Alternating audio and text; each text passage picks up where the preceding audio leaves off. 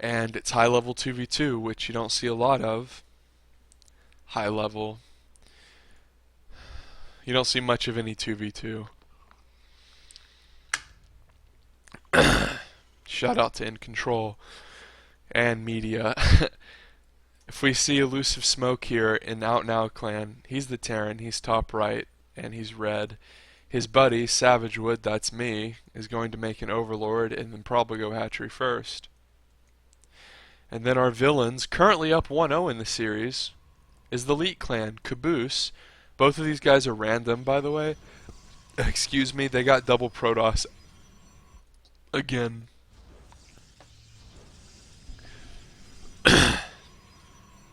And double gas from Caboose. Same thing, so they're doing mirroring builds. My drone scout here. So if you're new to StarCraft, and I like to give new player tips because there's not really very many good streamers anymore, so I'm not a pro gamer, but I'm still better at the game than most, especially people who just started in Legacy of the Void. So whenever you scout early game and your opponent's on one base and they take two gases early, that's indicative of some sort of tech. And when someone says tech, that means technology. So that means they're probably, as soon as the Cyber Core finishes and unlocks the next phase of their tech tree, they're going to make more tech. It's like a Twilight Council or a Stargate or a Robo. And whenever someone says, oh, they're going tech, that's like tech as opposed to all in or expanding. Because if you had one gas, then you could afford 3 more gateways to do a rush. And if you had 1 or no gas, then you couldn't afford an expansion. So that's how you can deduce what your opponent is doing based on the gases that they take. And we see he took a Stargate, and the reason that he did that, like I said, he had to take 2 gas. So Stargate again from the other guy. So both of them did the same thing. They're going double Stargate. And if we look back at the OutNow boys, Savagewood has expanded. He's making a spine crawler to be safe. And he's making 2 queens. He has ling speed coming. And he has drones. So completely safe. The spine is debatably too safe, but he doesn't. They don't want to lose. The OutNow clan does not want to lose game 2 of their best of 3. We see Elusive Smoke has also expanded, and he has some Jim Rayners on the way, as well as a bunker. Expand from Stelios, expand from Caboose. We see some pinging going down. And we see double Gooby, Oracle Gooby, nicknames, ladies and gentlemen. Warpgate research coming out from both of our Protoss players in the Elite clan, as well as another Stargate, so 2 star, and I would expect to see this upgrade after Warpgate is done. And we see Savagewood here. He's going to scout that it's Goobies and that it's Stargate in general, so the Spore Crawler is what you need. By the way, guys, this map, the name escapes me. It's called like Death Fernal Pool, some crazy shit like that.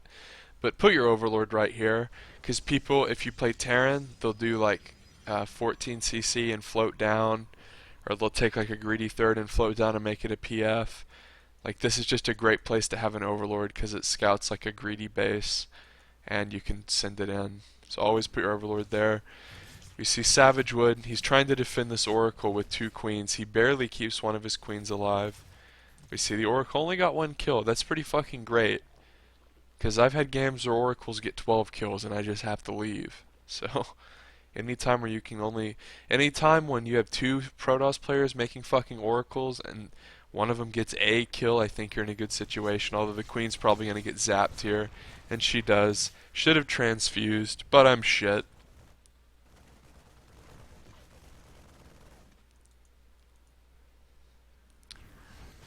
Oh, nice mine there. Although both of them went Stargate, so I'm pretty sure Spencer's about to get completely wrecked. Like, look how bad his macro is slipping. He's not producing anything out of his barracks. He had the money for an eBay and a turret, but he didn't build it, and now he's fucked. So the OutNow clan is behind again, as we see Savagewood making a Spire here in his mineral line. Now, guys, if you play against Stargate and you want to commit to Aspire already, it's a dangerous game. But I will say if you do it, you need to either proxy your Spire with an Overlord dropping creep, or hide it well, and one of the places I would recommend hiding it is in your mineral line. It's like, as I say that, he's going to discover it, yes. But oftentimes Protoss players see this, they see this thing, and it's morphing. They go like, oh, it's a spore. They just assume it's a spore because of the size. What idiot would build a spire there? This idiot. Build your spire here, guys. The Protoss will think it's a spore. And then what if they like make oracles or void rays instead of Phoenix? Although, to be frank, if your opponent opens Stargate, you probably shouldn't ever just go Spire. That's pretty terrible, because all they have to do is go Phoenix and get +1 and take a third, and just get upgrades and play safe, and it's so easy to win as Protoss. If you go Stargate and your opponent goes Muta, it's just ridiculously easy. But we're going to see Savagewood, stubborn. Let's see their vision. There's something about observing 2v2 that like makes me retarded. So they don't know. The OutNow clan does not know to the extent of the OutNow clan does not know the extent to which the Fleet clan is going Sky Toss. Now we see Savagewood here. He's going to kill the Goobies finally, and he's also going to go Hydra. Thank God, because if he had kept going Muta, it would have been fucking ugly. Caboose is going to take another base, and Savagewood's going to make a lot of drones, and we see Mind Play coming out from Elusive Smoke.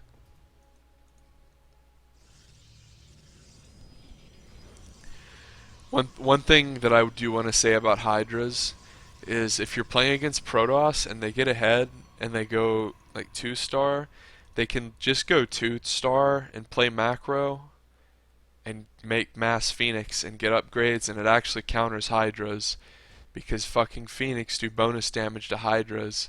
So sometimes you'll have games where you think, oh, I'm Zerg, Corruptors suck, so what counter can they can get kited by Phoenix?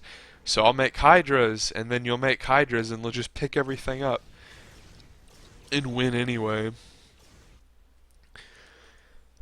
Oh, unless of course you can tech up to Hive, but Phoenix you can get so early that it's not really realistic to like say tech to Hive. Savagewood spreading creep here. It's nice to see. Stelios is going to take a base. Savagewood's Overlord is immediately going to see it.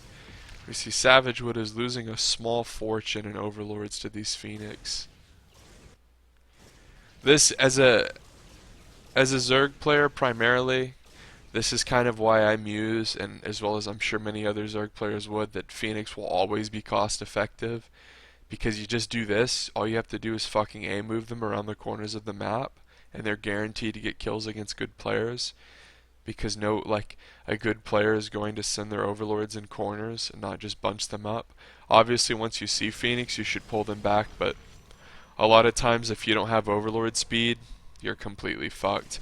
You can start to research it as soon as you see Phoenix, but you already have so much on the map, it's never going to not be an issue, and you're going to get supply blocked inevitably. Like if we see the production tab, I've pretty much been reduced to like barely teching and just making Overlords because I'm losing them at such a rapid rate. If he hadn't have made Phoenix, this would have been completely droned. And we see I made spores and this is still harassable. That's the annoying thing in my eyes about Phoenix. It's like once they get so many, even if you have a ton of static defense, they still fuck you up. Little fight going on here. Ton of Phoenix. Shitty micro here. Phoenix do bonus damage to light units, remember. Mutas are light. Hydras are light. Wow, what do you build a Zerg? It's tricky. This is why Phoenix builds are so strong. And this is why it's smart of this guy to go Phoenix. And we see carriers starting. Carriers are kind of a controversial unit. They're oftentimes joked about as being really bad, but I actually think they can be really strong if you have the right support. Nice little harass by Elusive Smoke here. He's trying to be cute, doing his best.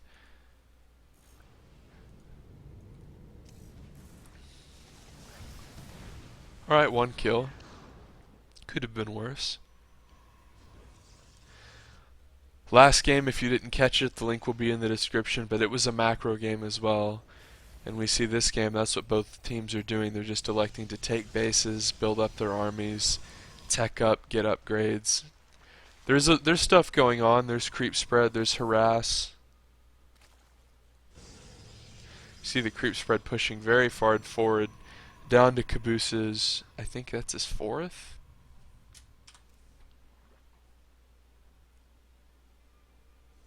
Yes. Pull up the upgrades, or the units there for a second. Spencer does not have nearly enough workers. 31 at 11 minutes in the game. Of course, he got wrecked by those goobies pretty hard.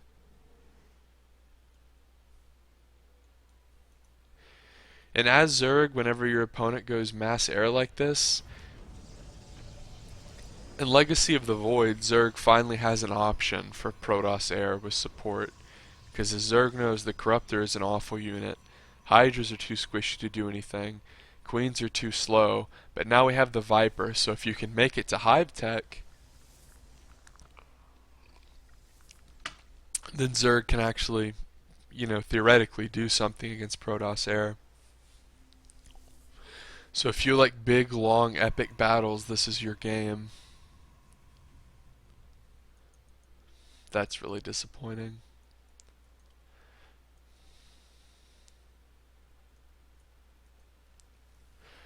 Mothership being warped mid-map, as well as 4 carriers.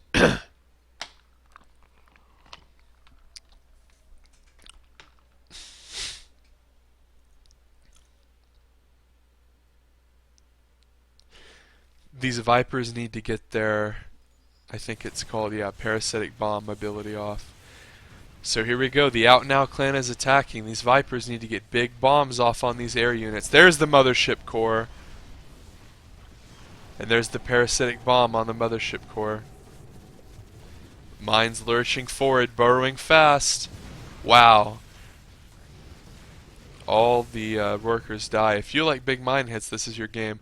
Lots of void rays. My goodness, that's a lot of voids. 2 bases going down though. Wow, big mine hits there. You're going to hear me say that a lot as Spencer is churning out 9 mines at a time. Savagewood needs to be very careful not to engage without splash because these skill rays will just decimate Hydras. Absolutely decimate them. As we see Spencer using mines like they're actually mines and fucking burrowing them at choke points and not just pushing with them like they've been used.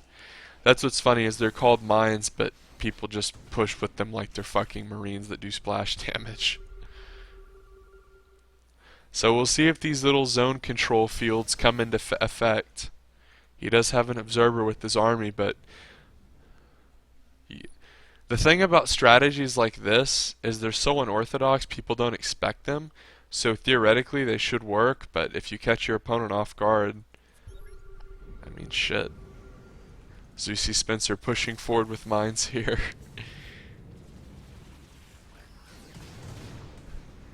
A few mines going off and killing some interceptors. Savagewood pushing forward with Hydras. Parasitic bomb going down into the Void Rays. And wow, the Void Rays taking some splash damage. Savagewood needing to attack move, but that's a lot of firepower. And those are Hydras, and they're only 1-1. And the wow, Caboose's upgrades are phenomenal.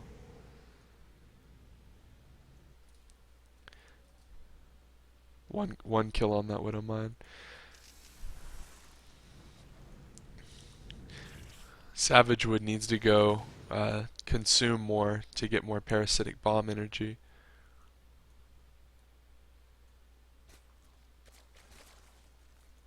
+3 air attack coming in from Savagewood. Is that spire that was put in his mineral line. Now there's no mineral line and it's a greater spire.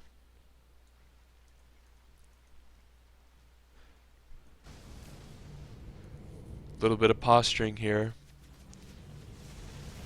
Mines are burrowing under Void Rays. This could be big. Severe damage going down into the Void Rays there. But the mines are cleaned up.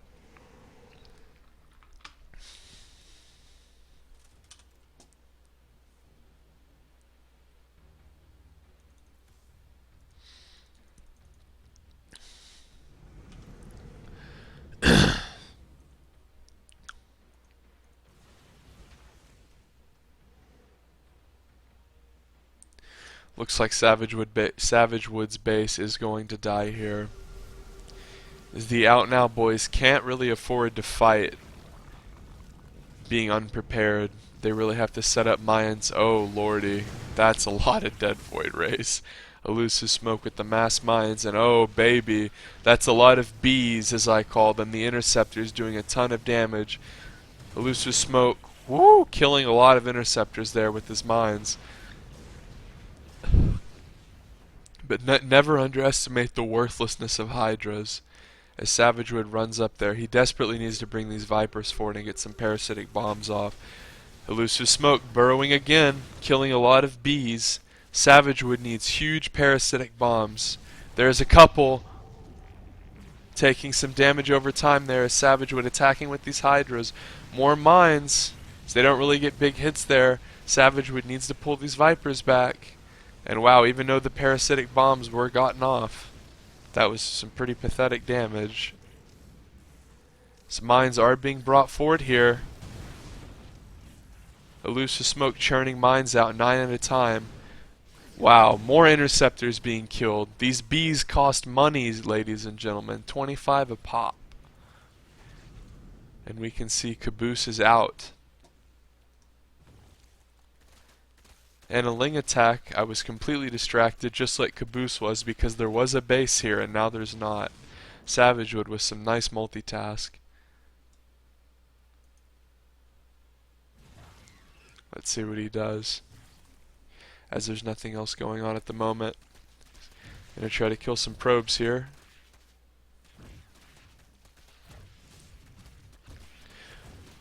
Even though it's useful to kill probes, this move is almost more useful because it draws their army back.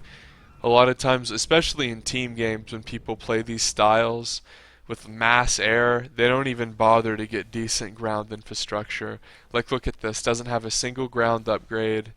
And if we go to upgrades, G, yeah, they both have warp gate, but if we go to T for structures, one gateway, they just don't really have the infrastructure to deal with harass. It's kind of like a Terran mech. They dedicate everything they can to this one big army.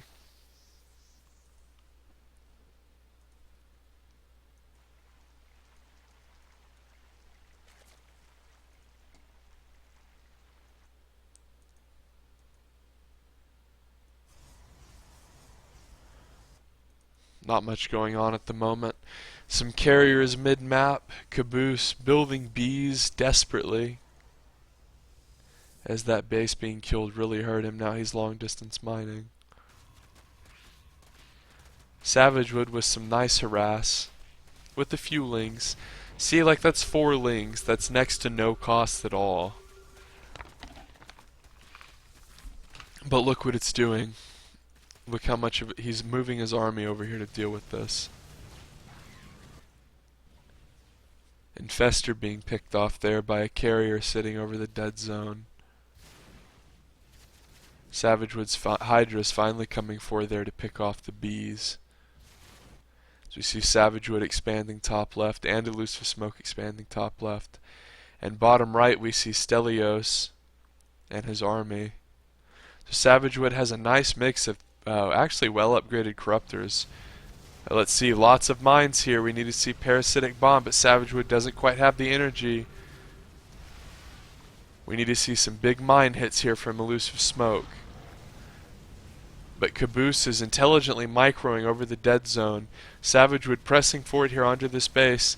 Elusive Smoke needs to support him with these mines. He burrows them. He has the upgrade. Big hits! Wowza! Lots of the bees go down, and we see Parasitic Bomb too. Ooh, lots of friendly fire there actually from the OutNow boys. Hydras and Corruptors, the two most worthless units in the Zerg arsenal, are doing their best right now to take down these bees. And we see Savagewood here multitasking.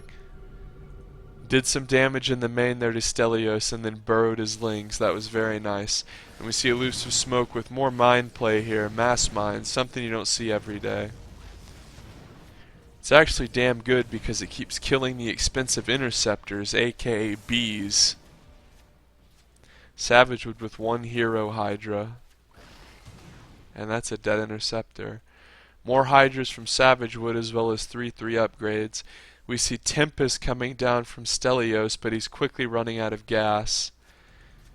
And we see Caboose is desperately trying to micro his bee machine over the dead zone, but he's going to run into a spore and get pushed away. Savagewood with more counterattacking, killing the pylon. Beautiful move. And he might even kill this base, even though his lings have 0 attack. Which, of course, at 21 minutes in the game is awful. Lots of lings. But he kills the base, man, and he kills the pylon that was going to power these gateways, which is more important than you think, because if you look at Stelios' money, he doesn't have any gas. So the ability to, the ability for him to make zealots is actually a very important one, and the ability to get that 2 geyser gas income is huge. So that little jokish counterattack of unupgraded lings was actually extremely helpful.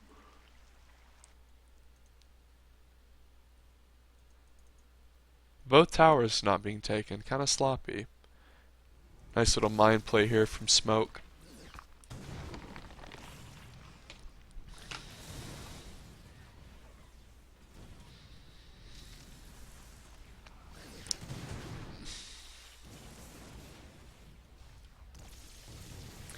Tempest here. This is, I guess, kind of intelligent. Stelios trying to outrange Elusive Smoke, but can't really outrange Widow Mines when they have the upgrade.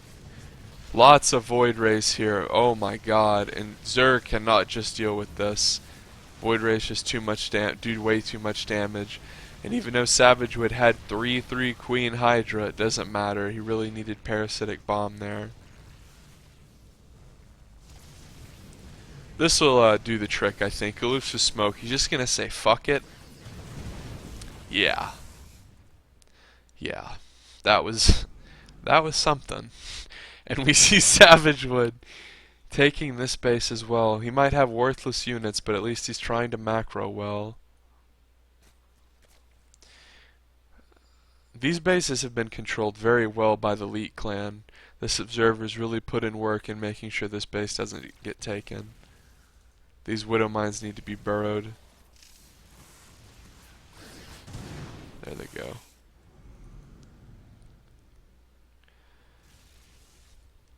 So Caboose is realizing he can't just run in, I think, at this point. He's trying to pick at the mines. But the fight can just be forced on Caboose. They really needed one of them to go storm and have a ground army. They shouldn't have both went air, because the mines can just be like sprinted. Just sprint the mines and burrow them. There's really nothing to prevent you from doing that. Whenever you play 2v2, you should play different army compositions, and play army compositions that complement each other, not just do fucking 2 of the same thing. You see Savagewood running forward here and killing this weak little air army that was trying to pick off at the OutNow boys. We see Savagewood once again running back, making Stellatos.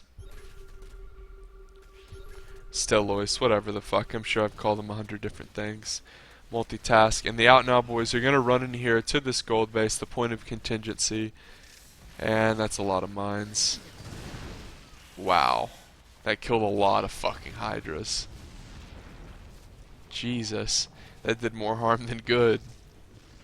So you see Parasitic Bomb going down into all the bees there, or all the carriers, and the bees dying at the hands of the Widow Mines. And some Hydra Queen coming up here from Savagewood, straggling forth.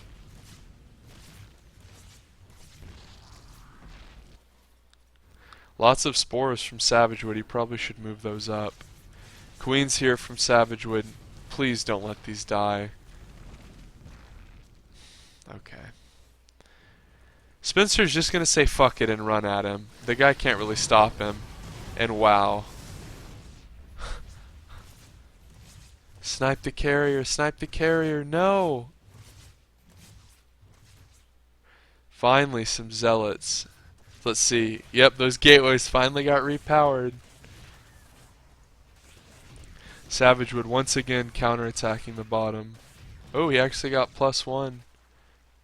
But not the adrenal glands. So back and forth fight pretty much all game.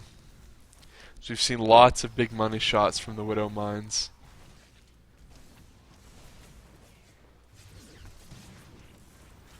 That's a lot of them. Caboose needs to be careful.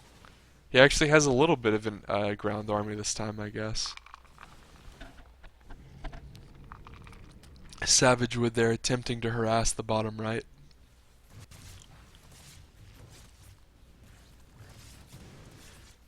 Looser Smoke trying to make the decision, splitting up half of his mines.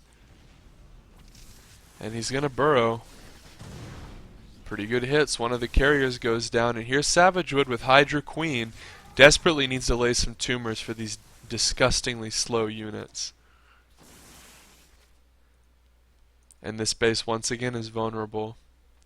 If we look in the bottom right, the Leet clan has actually taken it. But he has a very low SCV count because of the Zergling counterattacks. We see creep tumors, thank goodness.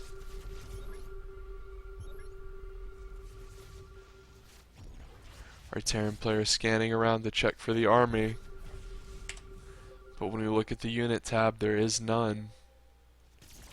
There it is, there's what's left. A small, pathetic army is about to be decimated. Droopy hits from Elusive Smoke. Now he can't kill buildings with mines, but Savage Wood's got him covered there. Lots of Hydras. You see Parasitic Bomb going down onto one. Just the one carrier.